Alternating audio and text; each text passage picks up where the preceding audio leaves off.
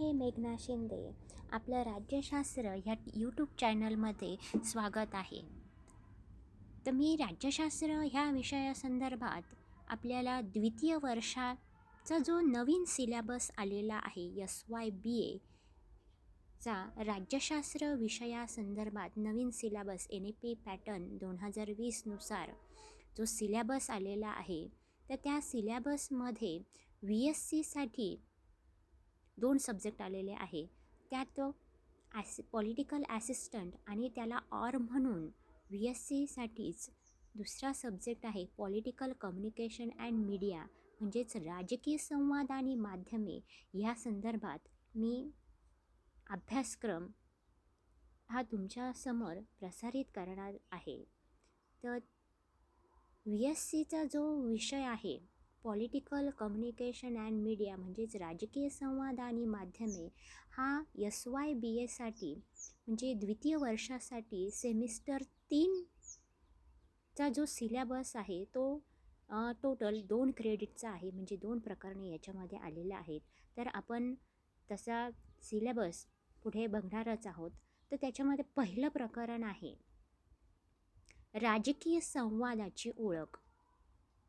तर त्याच्यामध्ये राजकीय संवाद म्हणजे काय, त्याचं म्हणजे अर्थ, स्वरूप, प्रमुख संकल्पना आणि राज्यशास्त्रातील महत्त्व, हा एक पॉईंट आलेला आहे. त्याच्यानंतर दुसरा पॉईंट आहे राजकीय संवादाचा सिद्धांत. मग त्याच्यामध्ये एकूण 3 सिद्धांत आलेले आहे.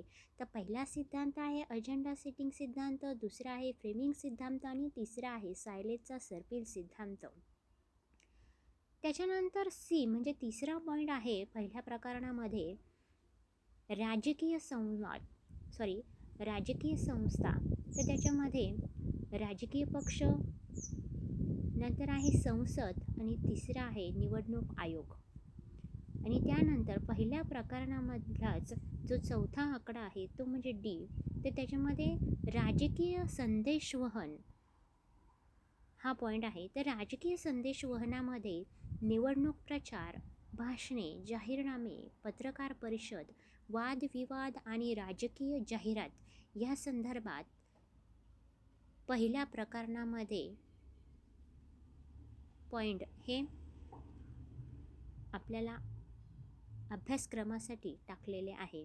त्याच्यानंतर याचं दुसरं प्रकरण म्हणजे राजकीय संवाद आणि माध्यमे. तर याच्यामध्ये एकूण 4 पॉईंट त्यांनी दिलेले आहे. तर त्याच्यामध्ये पहिला आहे लोकशाहीचा चौथा स्तंभ म्हणून माध्यमे. तर त्याच्यामध्ये आपल्याला वॉचडॉगची भूमिका आहे, माध्यम नैतिकता आणि उत्तरदायित्व हे आहे.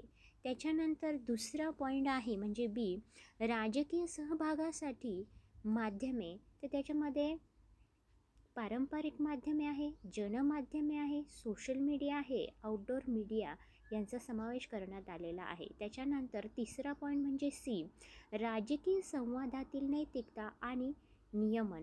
मग त्याच्यामध्ये निवडणूक आयोगाचे नियम आहे, आचारसंहिता आहे, दिशाभूल करणारी माहिती, बनावट बातम्या, पेड न्यूज, द्वेषपूर्ण भाषणे यांचा समावेश हा करण्यात आलेला आहे.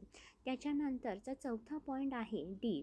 मग याच्यामध्ये राजकीय संवाद आणि ह्या राजकीय संवाद माध्यमांसमोरील आव्हाने असा हा सिलेबस आपल्याला VSC मध्ये पॉलिटिकल कम्युनिकेशन अँड मीडिया ह्यासाठी 2 क्रेडिटसाठी देण्यात आलेला आहे. धन्यवाद.